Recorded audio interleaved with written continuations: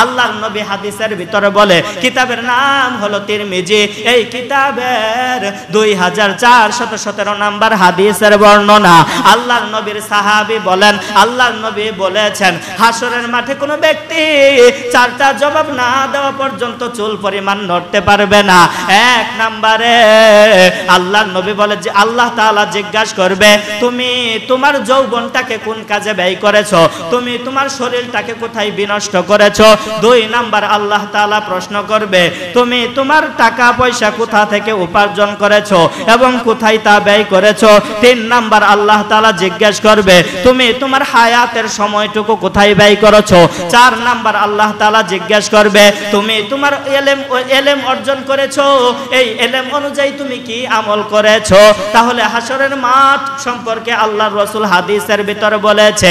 আরো আছে সহিহ বুখারীর বর্ণনা, বুখারী শরীফের 6527 নাম্বার হাদিসের বর্ণনা।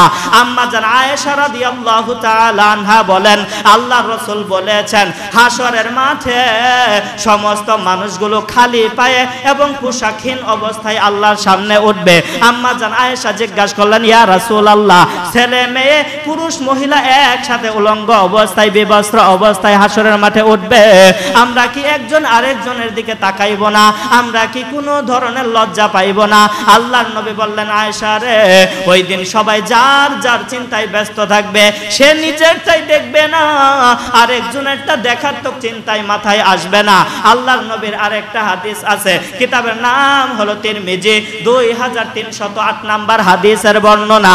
আল্লাহর নবীর সাহাবী উসমান রাদিয়াল্লাহু তাআলা আনহু রাস্তা দিয়ে হেঁটে হেঁটে যাইতেছেন, পাশেই একটা কবর দেখা কাঁদতেছেন। অন্য একজন সাহাবী জিজ্ঞাসা করলেন ওগো আমিরুল মুমিনিন খলিফাতুল মুসলিমিন জান্নাতের বয়ান করতে যায় এত কাঁদেন না, জাহান্নামের বয়ান করতে যায় এত কাঁদেন না, কবর দেখা কেন এত কাঁদেন।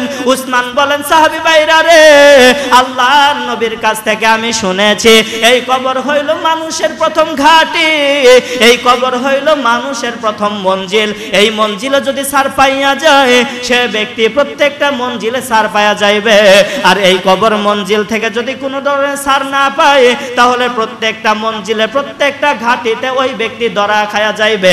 হাদিস থেকে কোরআনের আয়াত থেকে কি বুঝলেন? আখিরাত আছে না নাই? আখিরাত আছে না নাই? এখন দ্বিতীয় সবক, এই যে এতিমদেরকে যারা গলা ধাক্কা দেয় তারা অবিশ্বাসী, যারা অভাবদেরকে খাদ্য দানে উৎসাহিত করে না তারাও ওই অবিশ্বাসীদের কাতারে, তারাও কাফেরদের কাতারে। এতিম সম্পর্কে একটা হাদিস বলেই বয়ান শেষ। কিতাবের নাম হলো সহিহ বুখারী 5304 নম্বর হাদিসের বর্ণনা। আল্লাহর নবীর সাহাবী সাহল রাদিয়াল্লাহু তাআলা আনহু বলেন আল্লাহর নবী বলেছেন আমি ওই জান্নাতের ভিতরে যারা এতিমদের লালন পালন করে, যারা এতিমদের প্রতি পালক, সে আর আমি জান্নাতের ভিতরে এমন অবস্থায় থাকবো। আল্লাহর নবীর সাহাবী সাহল রাদিয়াল্লাহু তাআলা আনহু বলেন আল্লাহর নবী এই কথা বলিয়া আল্লাহর নবী 2টা আঙ্গুল দিলেন তুলিয়া, একটা হইল শাহাদাত আঙ্গুল, 2 নাম্বার হইল মধ্যমা আঙ্গুল। এই 2টা আঙ্গুল তুলিয়া আল্লাহর নবী বুঝাইলেন যে ব্যক্তি এতিমকে প্রতিপালক করবে, যেই ব্যক্তি এতিমকে লালন পালন করবে, ওই ব্যক্তি আর আমি জান্নাতে 2 আঙ্গুলের মতো কাছাকাছি থাকবো।